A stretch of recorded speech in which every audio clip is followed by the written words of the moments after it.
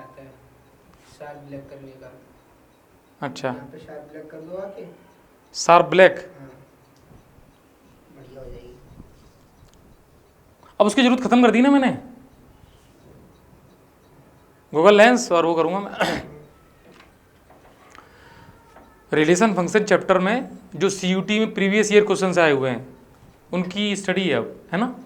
तो हेडिंग यही है, CUET PYQ relation and function. तो जितने भी क्वेश्चंस 2024 तक हैं वो सारे अलाइंड हैं इसमें, तो वो देख लेते हैं। क्वेश्चन नंबर फर्स्ट देखो, इजी क्वेश्चन है। Let R be the relation over the set of all straight line in a place such that. अच्छा, क्या कह रहा है, L1 पैरेलल टू L2, तो एनसीईआरटी का क्वेश्चन है। अब L1 L2 के पैरेलल है, तो मुझे एक बात बताओ, ये रिलेशन कैसा होगा भाई, रिफ्लेक्सिव हो जाएगा, क्योंकि कोई चीज खुद के पैरेलल तो होती है। अच्छा, L1 L2 के पैरेलल है तो L2 L1 के पैरेलल भी होगा, सिमेट्रिक भी हो जाएगा। अब तीन लाइन ले लो, L1 L2 L3, फिर को L1 L2 के पैरेलल है, L2 L3 के पैरेलल है, तो L1 और L3 भी पैरेलल हो जाएगी, तो इक्विवेलेंस रिलेशन हो जाएगा। मतलब आप यदि इतना सब कुछ पढ़ते हुए आ रहे हो ना, तो इक्विवेलेंस को टिक कर सकते हो इसमें। इक्विवेलेंस का मतलब ये ऑप्शन कौन सा, बी। बात समझ में आ गई। देख भी लो, एक लाइन खुद के पैरेलल होती है, ये सबको ही पता है ना। अब ये L1 है, ये L2 है, तो एक दूसरे के पैरेलल हो गई, तो सिमेट्रिक वाला फंडा हो जाएगा। अब तीन ले लो, L1 L2 L3, ये इसके पैरेलल है, ये इसके पैरेलल, तो ये इसके पैरेलल हो जाएगी, तीनों वाला फंडा भी चल जाएगा। ठीक है, नेक्स्ट देखो बेटा, ये क्वेश्चन प्रीवियस ईयर बोर्ड में भी आया हुआ है, इस टाइप का बेसिक क्वेश्चन है, ध्यान से देखते हैं। नेचुरल नंबर से नेचुरल नंबर डिफाइन है, और सीयूटी में कब आया है, 24 में आया है। तो सेट ए में नेचुरल नंबर है और सेट बी का भी नेचुरल नंबर है, ठीक है। और रिलेशन इस हिसाब से दे रखा है कि जब n इवन है तब यहाँ से लेना है, ऑड है तो यहाँ से लेना है। जैसे मान लो नेचुरल नंबर का फॉर्मेशन मैंने ये लिख दिया, अब ऑड है तो मुझे इसमें डालना है, तो 1 की इमेज कहाँ जाएगी, 2 पे जाएगी, 2 पे जाएगी। और 2 लेना है तो किस पे डालना है, 2 - 1 यहाँ डालना है, वो 1 पे जाएगा।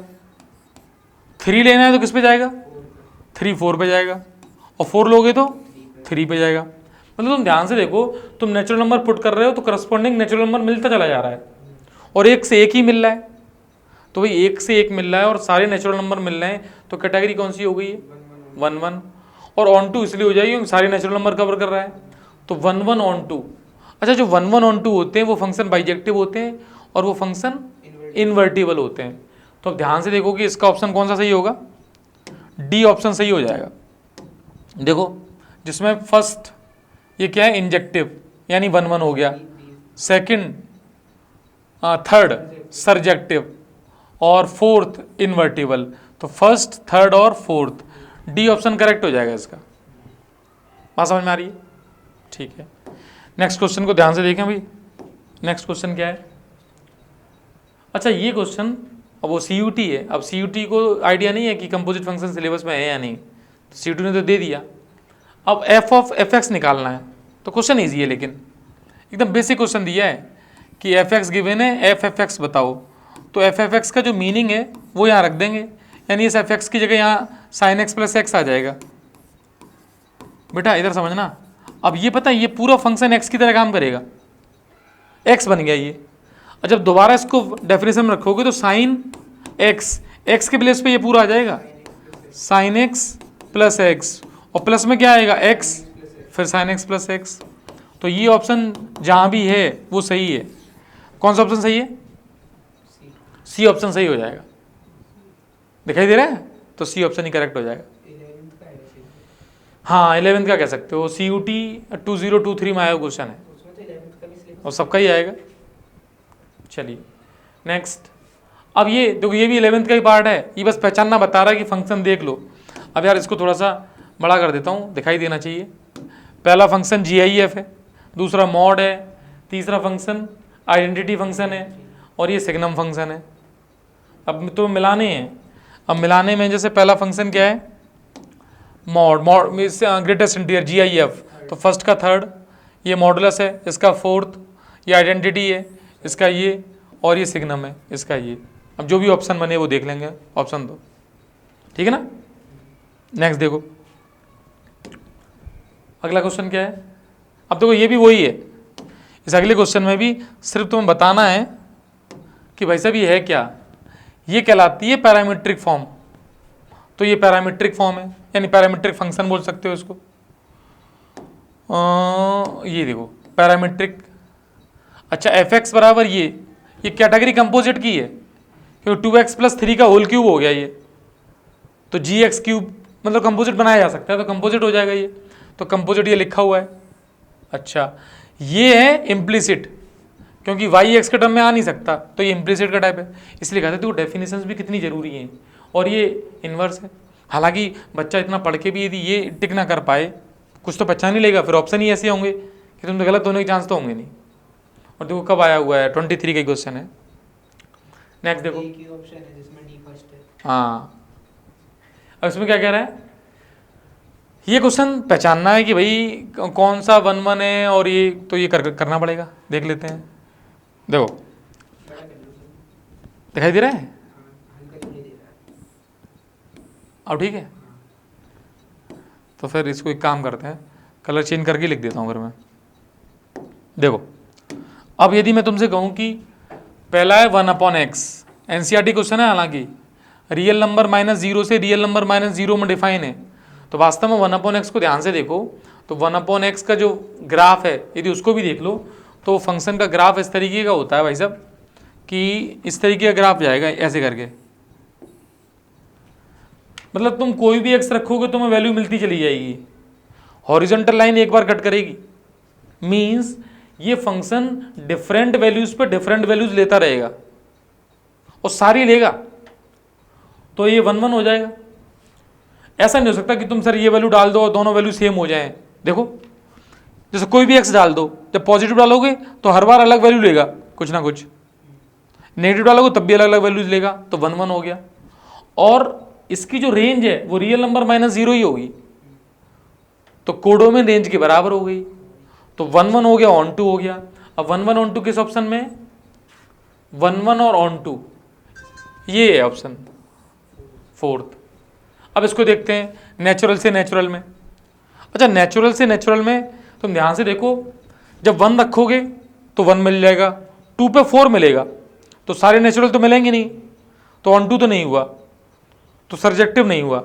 अच्छा 1 1 होगा कि नहीं होगा, होगा, एक डाल लो एक मिलता चला जा रहा है, एक डाल लो एक मिलता जा रहा है, तो 1 1 तो है, तो 1 1 है, यानी इंजेक्टिव तो है, थर्ड हो गया इसका, तो इसका थर्ड हो गया, नॉट सर्जेक्टिव। अब इसको देखो, अब x² रियल नंबर से रियल नंबर में डिफाइन है, यदि दिखाई नहीं दे रहा हो तो रियल नंबर से रियल नंबर में डिफाइन है ये x², ये नेचुरल से नेचुरल था। अब बात सुनो, ये फंक्शन x² ये दोनों केस में, यहाँ पे भी जब रियल से रियल की बात करेंगे तो -2 का स्क्वायर भी 4 होगा, 2 का स्क्वायर भी 4 होगा, तो मैनी 1 हो गया। अच्छा मैनी 1 हो गया, लेकिन जब इसकी रेंज की बात करेंगे तो स्क्वायर कभी निगेटिव नहीं हो सकता, तो 0 से इन्फिनिट ऊपर तक की वैल्यू लेगा, तो ऊपर तक की वैल्यू लेगा, इसका मतलब रेंज और कोडोमेन सेम नहीं है, तो मैनी 1 है, यानी 1 1 नहीं है, और ऑन टू भी नहीं है, तो ऐसा option neither injective first option हो जाएगा, नॉर सर्जेक्टिव फर्स्ट ऑप्शन हो जाएगा।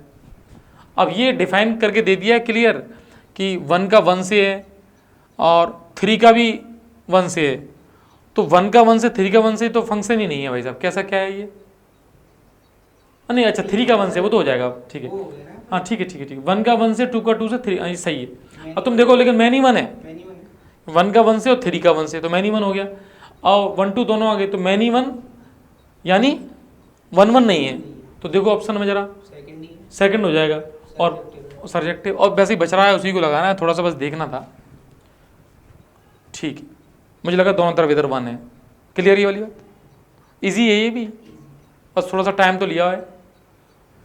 इसको देखो, देखो क्या कह रहा है, are be the relation on the set of natural number. अब ध्यान से देखना, मैं लिख रहा हूँ, रिलेशन लिखा है NRM, और इसमें क्या है n डिवाइड्स m, मतलब ये चीज कह रहा है n डिवाइड्स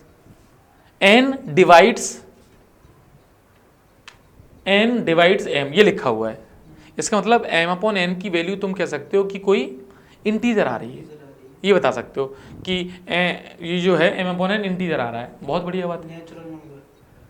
हाँ, सेट ऑफ नेचुरल नंबर में डिफाइन है, नेचुरल नंबर में डिफाइन है सेट, ठीक है। अच्छा ये बताओ, जब दोनों तरफ सेम रखोगे तो डिवाइड हो ही जाएगा। अच्छा लेकिन ए बी से डिवाइड करो तो बी ए से डिवाइड नहीं करेगा फिर, कि नेचुरल नंबर ले रहे हो आप, और वैसे भी नहीं करेगा। डिवाइड करने का मतलब सामने इंटीजर आएगा, तो उल्टा करने पर इंटीजर नहीं आएगा ना, तो रिफ्लेक्सिव तो हो गया। अच्छा, तो रिफ्लेक्सिव वाला ऑप्शन है ही है। सिमेट्रिक नहीं हुआ, बात समझ में आ रही है। अब मैं 3 नंबर ले लेता हूँ, जिसमें मुझे नंबर किस कैटेगरी से लेने हैं कि पहले तो डिवाइड करना चाहिए। तो मैंने ले लिया if a, b belongs to relation. इसका मतलब है कि b अपॉन a जो है वो तो तुम्हारा क्या है, इंटीजर है कोई। अच्छा, एंड a, b, c को भी ले लो, b, c belongs to relation. इसका मतलब c अपॉन b ये भी इंटीजर है। इसको मैंने I1 बोल दिया, इसको I2 बोल दिया। यदि मैं इन दोनों का इंटू कर दूं तो देखो b upon a into C upon B is equal to I1 into I2 हो जाएगा, ये कट जाएगा। तो सी अपॉन ए, मतलब ए और सी में रिलेशन बनाओगे तो यही तो बनेगा, सी अपॉन ए। तो सी अपॉन ए भी डिवाइड कर जाएगा इसका मतलब। तो भाई साहब ये रिलेशन ट्रांजिटिव तो है, रिफ्लेक्सिव है और ट्रांजिटिव है। तो ऐसा कौन सा ऑप्शन है भाई, रिफ्लेक्सिव और ट्रांजिटिव वाला? रिफ्लेक्सिव है, ट्रांजिटिव है, ए सी ओनली। तो ए सी ओनली सही हो जाएगा, ठीक है। बात आ रही है ना क्लियर? नेक्स्ट देखते हैं, the number of all onto function. अच्छा ये बताओ, ऑन टू फंक्शन मैंने क्या बोला था कि आपको देखना है कि पूरी कोडोमेन फिल होनी चाहिए। अब ये खुद से खुद में बात कर रहा है। अच्छा, अब यार जैसे इधर ए है, इधर भी ए है। अब मैं पहले एलिमेंट से पूछूं तो उसके पास तो ऑप्शन एन दिखाई देंगे, दूसरे के पास n-1, एक कम हो जाएगा। अच्छा, फिर n-2, मतलब ये 1 1 की कैटेगरी में भी जा रहा है मुझे, हालांकि उधर कोई छोड़ना भी तो नहीं है। यदि मैंने गलती से कहीं मैंने कहा कि भाई पहले के पास n ऑप्शन है, दूसरे के पास भी n कर दिए मैंने ऑप्शन, तो ओवरलैप्ड हो जाएंगे। तो तुम ध्यान से देखो, ये जो ऑन टू पूछ रहा है ना, इस केस में ये 1 1 ऑन टू हो रहा है, और 1 1 ऑन टू हो रहा है ना, तो आंसर n फैक्टोरियल हो जाएगा भाई साहब, बिना सोचे समझे। n फैक्टोरियल जो ऑप्शन सी है, हाँ बाइजेक्टिव है, तो वो ऑन टू तो हो ही रहा है, वो 1 1 ऑन टू की कैटेगरी में चला जा रहा है क्वेश्चन। तो इसका आंसर आएगा n फैक्टोरियल। ये CUT 23 का क्वेश्चन है। नेक्स्ट देखो, अब ये सिंपल है, देखो 1 1 है, 2 2 है, 3 3 है, तो 1 1 2 2 3 3 से क्या हो गया, रिफ्लेक्सिव हो गया। 1 2 का 2 1 नहीं है तो सिमेट्रिक नहीं हुआ। और ट्रांजिटिव में 1 2 का 1 3 आ गया। और ट्रांजिटिव को हर तरह से देख लेते हैं कि कहीं फेल तो नहीं हो रहा, तो ट्रांजिटिव फेल नहीं हो रहा है। देखो कहीं फेल कर पा रहे हो तो बताओ, मैं तो नहीं कर पा रहा हूँ, ट्रांजिटिव फेल हो नहीं रहा है। रिफ्लेक्सिव तो है, तो ऑप्शन क्या आ जाएगा, बी आ जाएगा, रिफ्लेक्सिव एंड ट्रांजिटिव। देख लो देख लो देख लो, 2,3 है, सब है। 2,3 देखो 2 2 2 3 का 2 3 यही है, हाँ हर कैटेगरी से है, ठीक है। नेक्स्ट देखो, अब इसमें रेंज पूछ रहे हैं, रेंज ऑफ द फंक्शन। अच्छा, जब हमें पता होती है कि रेंज हमेशा निकलती है डोमेन पे, तो साइन एक्स की डोमेन तो रियल नंबर हो गई। जब तुम साइन एक्स को देखो, रख तो कुछ भी सकते हो उसमें, लेकिन बस यहाँ ऐसा है कि रखने पर ये 0 नहीं होना चाहिए, एक तो वो होगा भी नहीं, क्योंकि साइन 4x कभी 3 तो हो ही नहीं सकता, -1 से 1 चलता है। तो ये साइन 4x को -1 से रखो, -1 से 1, तो तुम ध्यान से देखना, एक बार यहाँ -1 आएगा और एक केस में यहाँ पर आएगा 1, तो ये हो गया 1/4 और ये हो गया 1/2। तो 1/2 से 1/4 यानी 1/4 से 1/2 कौन सा ऑप्शन है, ए ऑप्शन है। तो ये ऑप्शन ही करेक्ट आंसर आ जाएगा इसका। पीछे वाला दिखाना जरा, देखो पीछे वाला, हाँ पहुंचा रहा हूँ, ठीक, सही है वो, हाँ सही है। मुझे 1,3 दिख रहा था, कहाँ गायब हो गया? नहीं नहीं है पीछे। चले आगे। अब देखो ये क्या कह रहा है इस क्वेश्चन में,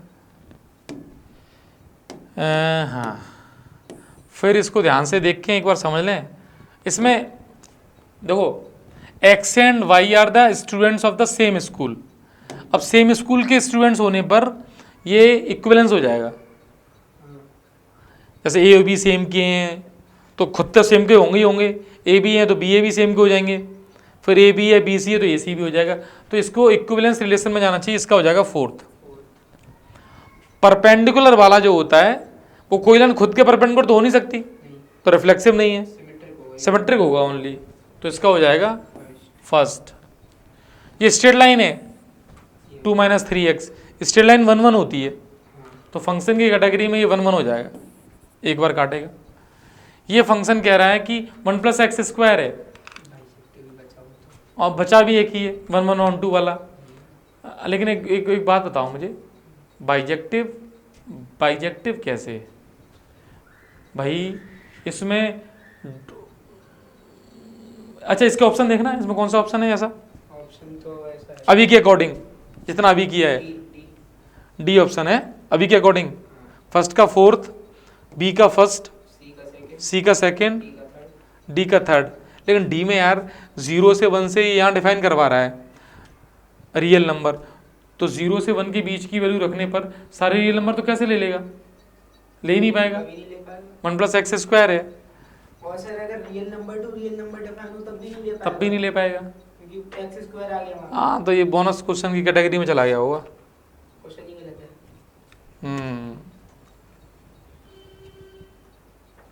लेकिन यार एक बताएं, ये बाइजेक्टिव हो जाएगा भाई साहब, 2 - 3x। ऑप्शन देखो, उस ऑप्शन में सी का होना चाहिए, तो 1 1 तो हो रहा है वो। 1 1 तो हो रहा है ना, तो ये बाइजेक्टिव हो जाएगा ये। तो सी का थर्ड किस में है? बी में। देखो बी ऑप्शन देखो, सी का थर्ड चल रहा है, और ये 1 1 होगा कि नहीं होगा उसको चेक कर लो। ये तो 1 1 है ना, ये वाला, हाँ। तो बस फिर तो सही है, फिर तो गलत नहीं है भाई साहब, कितनी है? 1 और 2 तो आ रही है केवल इसकी वैल्यू। फिर तो तुम्हारा डी ऑप्शन हो जाएगा। 0 पे वैल्यू 1 है, 1 पे वैल्यू 2 है। और बीच की सारी वैल्यूज पे कुछ ना कुछ लेता रहेगा, 0 से 1 के बीच की सारी वैल्यूज पे ये फंक्शन लोगोगे तो वो पैराबोला बनेगा, 1 1 बन जाएगा। बिल्कुल सही है तो भाई साहब ऑप्शन, क्योंकि आप हाँ देखो, अब देखो ऑप्शन कितने क्लोज हैं। तो ये स्ट्रेट लाइन वाला फंडा कहाँ से आया? स्ट्रेट लाइन वाला सुनो, एक स्ट्रेट लाइन है तो वो सारी रेंज में सारी वैल्यूज ले लेगी पूरी, भाई कुछ भी वैल्यू डालो एक्स की, करस्पॉन्डिंग उसको मिलता रहेगा रियल नंबर। यार तुम रियल इनपुट कर रहे हो तो रियल ही मिलता चला जाएगा ना। हाँ, सीधी ऐसे ऐसे जाएगी, तो 1 1 पे 1 हो रही है, एक ही बार वो एक ही बार तो एक ही बार लेगा, एक ही बार कट कर रहा है, और दूसरी बात है हर पॉइंट पे वैल्यू ले लेगा ये, हर पॉइंट पे ले रहा है वैल्यू। तो वैसे बी ऑप्शन सही होगा। हाँ सही है वो मामला, गड़बड़ नहीं था, CUT सोच समझ के देगा।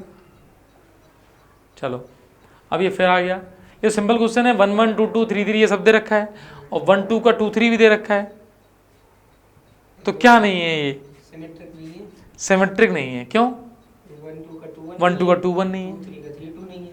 तो क्या होगा? रिफ्लेक्सिव हाँ ओनली, नहीं, यहाँ रिफ्लेक्सिव ओनली दिखेगा वहाँ पे तो। रिफ्लेक्सिव ओनली का ऑप्शन हो गया। ट्रांजिटिव नहीं है, तो रिफ्लेक्सिव ओनली सही हो जाएगा इसका। ट्रांजिटिव क्यों नहीं है? ट्रांजिटिव इसलिए नहीं है, 1 2 2 3 का 1 3 का है, 1 3 नहीं है। इसलिए नहीं है ट्रांजिटिव। ये मैंने देखा है 5 जिनमें होते हैं ना वो बनते नहीं है ट्रांजिटिव। अब इधर आओ, which of the following is not an equivalence relation. अच्छा देखो छोटा सा क्वेश्चन है लेकिन इसको करने में टाइम लगेगा। ये पूछ रहा है इक्विवेलेंस कौन सा नहीं है, हम बता तो देंगे ही, इक्विवेलेंस कौन सा नहीं है। अच्छा a + b इंटीजर है, तो a + a इंटीजर हो जाएगा।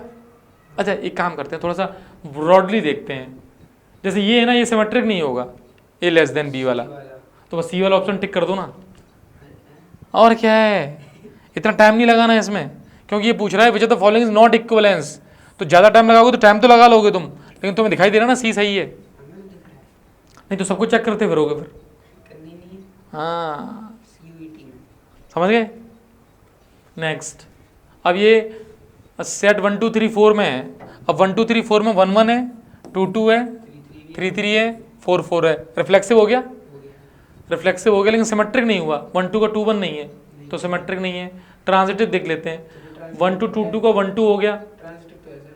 3 2 3 2 तो ट्रांजिटिव है, तो रिफ्लेक्सिव है, ट्रांजिटिव है, लेकिन सिमेट्रिक नहीं है। सही, ठीक है।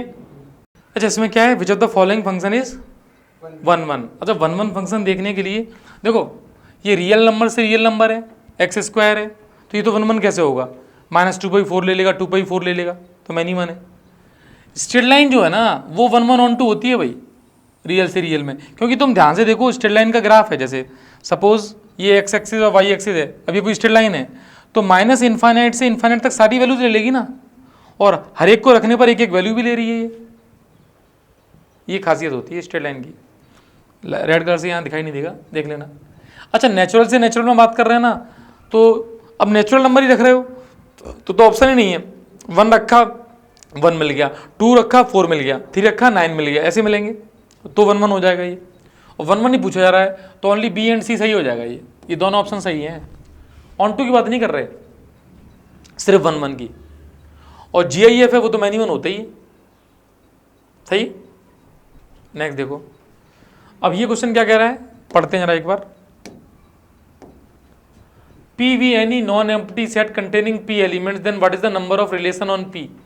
तो रिलेशन का फॉर्मूला था 2 की पावर P इंटू P, तो 2 की पावर P स्क्वायर हो जाएगा ये, तो 2 की पावर P स्क्वायर कौन सा ऑप्शन है, वही करेक्ट हो जाएगा। अब ये आ रहा है लास्ट क्वेश्चन है शायद CUT का ये, उसके बाद आंसर की है नीचे, ये अद्धी सी कट्टी आंसर की आई है ना प्रिंट में, आंसर दिए हुए थे इसमें। The domain of the function, तो देखो सुनो, ये जो डोमेन पूछी जा रही है ना उसका मतलब log 10 बेस x पर जो डोमेन पूछ रहे हैं, तो बस log x की डेफिनेशन पता होनी चाहिए कि log फंक्शन डिफाइन कब होता है। ध्यान से देखें तो इसको हम लिखेंगे बेस चेन फॉर्मूले से, ये बन जाएगा log 10 बेस, समझने के लिए बता रहा हूँ ये मैं, ये तो तुम्हें याद होना चाहिए, log x बेस ई। अब पता है x की वैल्यू 1 नहीं होनी चाहिए क्योंकि log 1 0 हो जाएगा, तो देखो x 1 नहीं होनी चाहिए एक बात, दूसरी x ग्रेटर देन 0 होना चाहिए, तो ग्रेटर देन 0 एक्सक्लूडिंग 1, ये डी ऑप्शन देखो, x ग्रेटर देन 0 एक्सक्लूडिंग 1, ये इसका आंसर हो जाएगा। तो ये CUT के 24 से अब तक के जो भी क्वेश्चन है, 22 तक है 21 तक, वो सारे क्वेश्चन है। 25 बार ये और देख लेंगे CUT के, वो अलग से वो इसमें डाल देंगे, 25 का पेपर ही कर लेंगे अलग से, है ना। और हाँ इस सीरीज में जो CUT वाली सीरीज बनाएंगे उसमें 25 का पेपर डाल देंगे, बाकी ये सही है। तो CUT के सारे क्वेश्चंस हो गए।